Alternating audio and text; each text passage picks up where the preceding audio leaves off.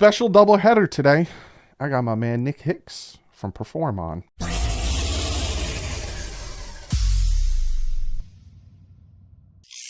What is up, Finn fans? Yes, I got the man, the myth, the legend, Nick Hicks on, who helps train Tua Tagovailoa. We sat down. I talked to him about Perform. I picked his brain about Tua. I picked his brain about a bunch of things, but obviously I'm going to really be interested in what he has to say about Tua. But you'll see in the beginning of the interview, he doesn't just work with Tua. He works with different NFL stars. He's building a great brand with Perform. He's getting bigger and better. I have his link for his website in the description. Go check it out. But without further ado, let's sit down with Nick Hicks from Perform, and I'll see you guys tomorrow in my special Thanksgiving video. Like usual, stay classy.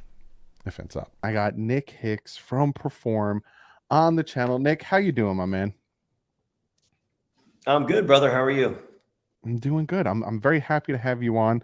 We're going to talk some Miami Dolphins football, and we're also going to talk Perform. You got something really great going on For over there. sure. A lot of people know you for Tua, but you work with Dalvin Cook, J.K. Dobbins, Rashad Perryman, Van Joseph, Jonnu Smith, Jerry Jeudy, Devin Bush, Jet McKinnon. You work with pretty much like everyone. What do you got going on over at Perform? I mean, we've been doing it for a long time. And I'd say going into 10 years.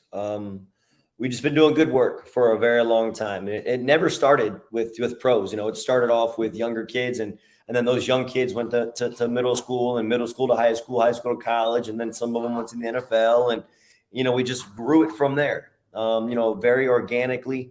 The very first big name that ever walked to the doors at Perform was I would say the biggest name was Rashard Matthews, really, Miami Dolphins, Oh, wow. wide receiver. He was probably our first guy, our first big name. And then after that, it kind of started to grow. And, we're the very first guy that, was on the active roster that was training with us. So, and that was a long time ago. Rashard has, since then retired and, he lives in Northern Florida now and he's, his son's a solid baseball player. So it's just cool. I still, stay in touch with him and keep up with him. So, but it's cool to see how far it's come. Rashard Matthews now to Tua. The spectrum of the Miami Dolphins, it's pretty wide. So Now, were you a Dolphins fan before Tua came in and before Rashad Matthews and all those guys? Like, were you a Dolphins fan when you started? yeah, I was always a Dolphins fan. I remember going to my first Dolphins game when I was young. It was Dolphins Lions. Long time ago, watching Barry Sanders tote the rock. It was fun, man. I wasn't really a crazy big Dolphins fan until I'd say maybe, high school. Okay. My dad being from Michigan, he was more of a Lions fan, and the reason being why we went to the Dolphins Lions game. But yeah, I've been a Dolphins fan. But I've never really invested too much of my emotions into them because they're the Dolphins, right? They've done nothing but put us through the ringer forever. So I never really invested too much passion and emotion into them. It was always, hey, we're going to either go 8-7, or 8-9 or whatever it was, middle of the pack and just miss the playoffs. And, we might have a couple fun games and that was it. But, obviously, getting to know Tua and training him and just kind of seeing, what he's been through and then kind of making it through all that to get to where he is today, obviously makes me 10 times more, fan, I guess you could say, of the Dolphins. But, I still love to see, like when Dalvin sprinted, and scored a touchdown and kind of buried the Dolphins. I kind of smirkled a bit, because, I was happy for him. But, Yeah. It's tough. It's definitely, it's sometimes I find myself pulled every which way. But I would definitely say I'm a Dolphins fan. Yeah, that's awesome. Now with Tua, you were one of the most avid guys when he came out and through the process of the past 3 years to, really talk about his development, right? Like you're not surprised that at year 3, this guy's lighting it up because you were saying even from year 1 to year 2, like he's not fully there yet. It's the hip. He's not, and now he's Yeah. lighting it up. How have you Yeah. changed his training regimen through the years? So that's a good question. It's not like something you put down on paper and follow, right? It's not etched in stone before the off season. We have a program Hmm. and we have goals that we want to achieve. but also you never know what's going to happen, right?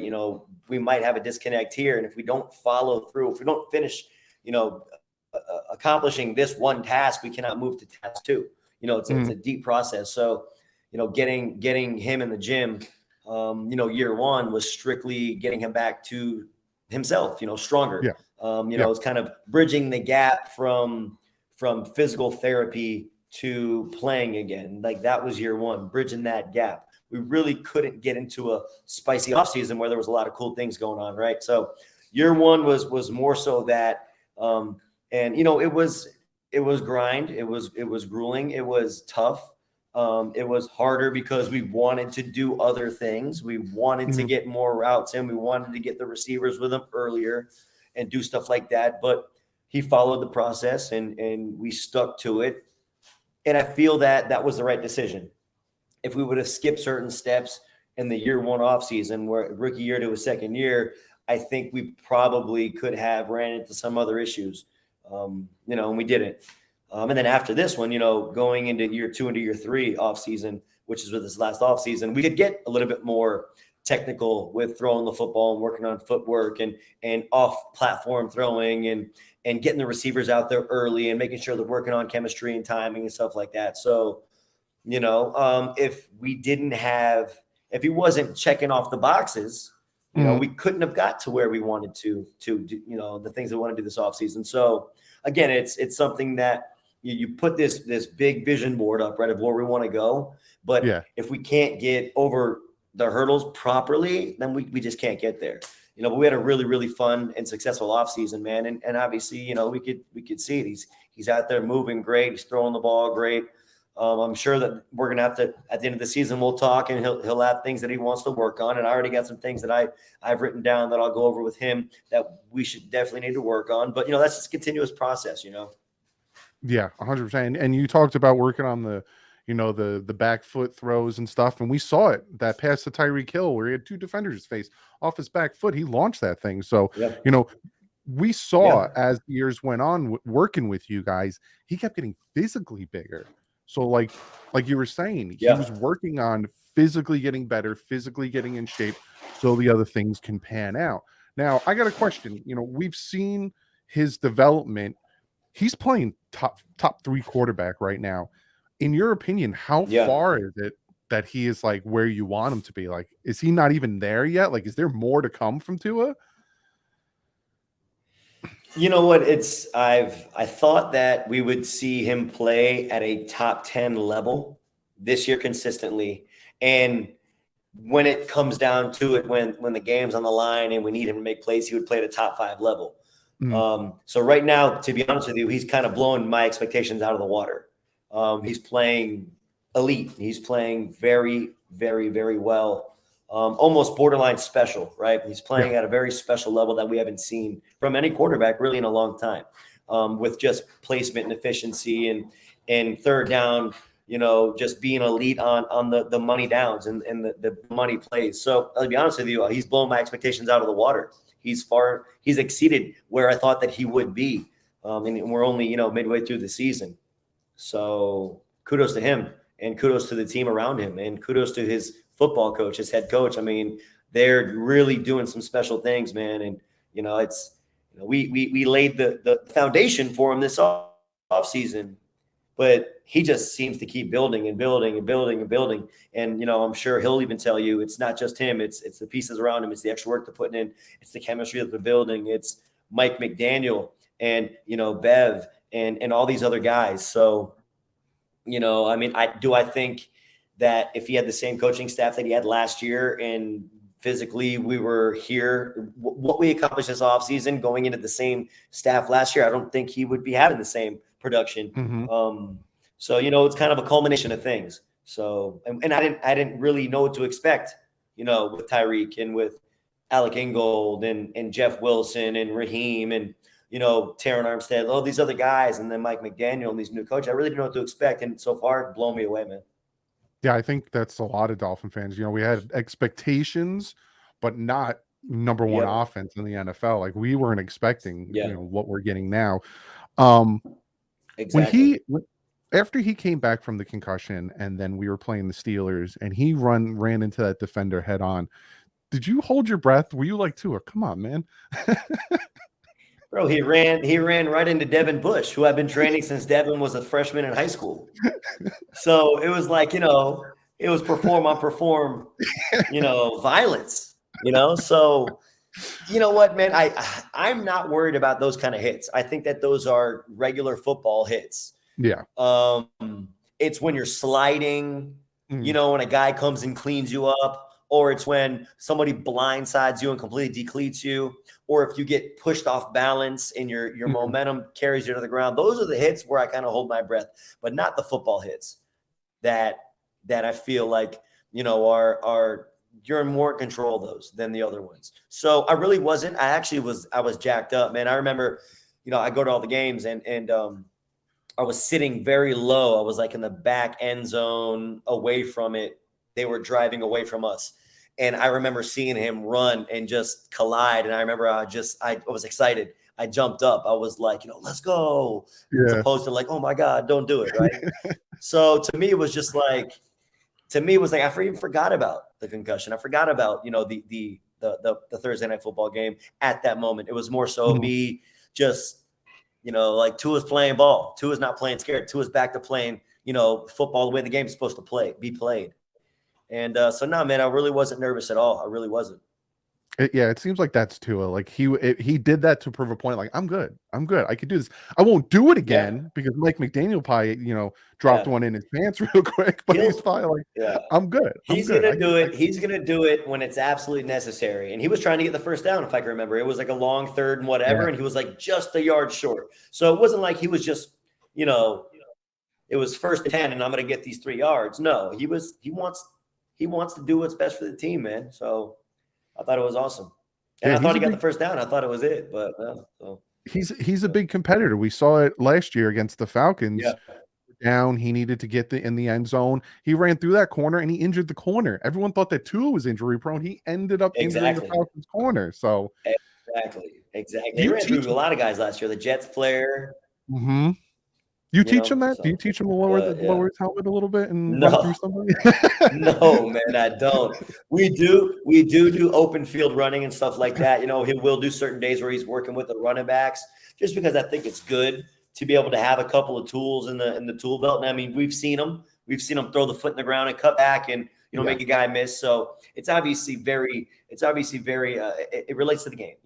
I understand he plays quarterback, but there's times in which these guys need to go. They need to go. Yeah. And, Tua was once a mobile quarterback. He was a dual threat quarterback in high school. So it's not foreign to him. He loves doing it. It's fun. So, I mean, I do think that those things are necessary to work on in the offseason, especially if you're a quarterback that likes to run, and if you're a big tree and that's not what you want to do. Like, I'm not going to do that shit with Tom Brady. If Tom Brady was come work with me, we're not going to work on that kind of stuff. Tom's not going to do that. You know what I mean? So just depends on the guy. Now, you talked about bringing in, you tried to bring in his receivers to work with him. Did you get to see him work with Tyreek Hill? And if you did, is he like, I saw him play against the Jets, but I was kind of in the seat, so I didn't get to see the speed. Is his speed that ridiculous, like in person? So to be fair, I've never met Tyreek. I've never seen Tyreek. When he would get with Tyreek, I was actually on vacation. I was in Hawaii. After that, they started to kind of like migrate to the facility and work at the facility. So I've never met Tyreek. I've never seen Tyreek. But yeah, dude, it is as advertised. His speed is unreal. It's unbelievable. It's almost like it's cheating. I mean, I can't even describe it. He's the fastest person I've ever seen. I mean, I go to all the games and I watch him run on the field, and it doesn't even make sense. It's just like he's going at a different speed. It's wild, man. But no, Tua was behind all that. Tua was one organizing the throws and stuff like that. I really wasn't. If there was days where we were working on certain throwing stuff, inside of my program, he would invite guys to come and catch. But Tyreek wasn't one of those guys. Last thing I'm going to ask you, involving Tua, a lot of people in the media like to say it's not him, it's what's around him. It's not him, it's the coach. but you've seen it and you've helped him with the precision on his throws, and you have to throw these guys open. What's your thoughts on everyone kind of Yeah. poo-pooing what Tua's doing and saying it's everything else? Well, I mean, when Tua didn't play, we lost 3 games, and I think if Tua played those 3 games, we win those 3 games. If not all of them, 2 of them. So, I mean, that right there is just the proof that it's not just the scheme. It's not just the players around them. I think collectively Tua elevates all of those players. Tua is the missing link. He's the missing catalyst to getting that offense to click. No slight to Teddy, no slight to Skyler, right? But Tua was the 5th overall pick for a reason, and it was his accuracy, it was his anticipation, it was his footwork, it was his ability to make plays, it was his winning, ability, which is a trait. I mean, there's guys. Tua has been clutch at every stage of his life. Little league, high school, college, he has been clutch. There's a clutch gene that you just can't teach, and he has that. He just brings the level of play up. He just makes it harder for you to beat the Dolphins when Tua plays. So that right there is proof. I mean, that's as much proof as you need. 100%, 100%. Nick, thank you so much for giving me the time to come on, talk, all that stuff. Do you have anything you got going on? Of course, man. If you ever need anything, I mean, we got a lot going on. We're moving into a larger facility. So right now we have a 4,000 square foot bay. We're moving into a 12,000 square foot bay in the same area that we have the gym right now. Yeah, it's 3 times the size, man. It's huge. It's awesome. It's got 40 yards long of turf. We got 16 power racks. We got a full rehab recovery facility. We got a Pilates room. And we just got a lot of really cool things going on in there. And we should be open inside of 3 weeks. So it's going to be cool, man. It's going to be awesome. But yeah, man, that's really it. Just grinding, just trying to keep this off season going and stay on top of pre-draft training. I'm in touch with these agents and reaching out to some of these kids. That's right around the corner. And as soon as that's over, it's NFL offseason again, and then we're back to it. So, right now I'm just kind of focused on building this 3rd facility. Actually, it's the 3rd building we've been into. We started off with a 1,500 square foot bay to a 4,000, right now to 12,000. So, and that's all I'd say maybe in 5 or 6 years of growth. So we're doing the right things. So, but man, look, I appreciate you hit me up and have me on the show. I've seen the show, and I know you've been a supporter, and you've had Tua's back for a hot minute. So that's greatly appreciated, brother. Yeah, man. I see the good. I see what you guys do. I see what Tua's do. If you have eyes in your head, you see the correlation. So it's like, I had to get you on. Exactly. I had to pick your brain. Exactly. I mean, shit, there's things that he does in the field, man. And I scrambled to my phone and I'm looking to see if I can have a video of it, because it literally is play by play, frame by frame, exactly what we work on, and to me, that makes me feel good, because a lot of people come to my neck in the off seasons. A lot of people do. They think that I don't know what I'm doing, number one, or I'm not credentialed to work with a professional quarterback. And, so it is nice. It is nice to see, his successes kind of reaffirm what I've been talking about for 2 years, so it's fun, man. Yeah, it's funny because when he struggles in certain aspects, people come at you. Oh, I thought you were supposed to da. But now that he's thriving, people want to just ignore you. Yeah. I find it's funny. Exactly. Exactly, man. You gonna go to any games this year or no? Come down at all or no? I can't this year. Wife got a new job, so I'm kind of stuck up here. But next year, I'll definitely be down. We gotta link up. We gotta link up. Good get you in deal, the vlog. Man. What about the Buffalo game in a couple weeks? You try to get up there or what? No, I can't. I went to the Jets game. That's all I was able to go to. Yeah, and that one fucking sucked. I'm sorry, dude. But that one sucked to watch. But I'll actually be at the Buffalo game this year, man. I'm excited about that. I want to see some snow and see how he does up there in that cold weather, man. It'd be a good time. So apparently now at Buffalo, if there's any type of weather element, they move the game. So we'll see if you actually get to go. Hopefully they bring it back down to Miami. We'll see. We'll see, man. Turn the heat up on them again. Yep. That's it. Bring it back down. Bring it back down. All right, bud. Be sure. I'm going to put the link for Perform in the description. You guys got some merch over there. Go check them out. Show them the support. Nick, again, thank you so much for stopping by. For sure, brother. I appreciate it, man. Take it easy. All right.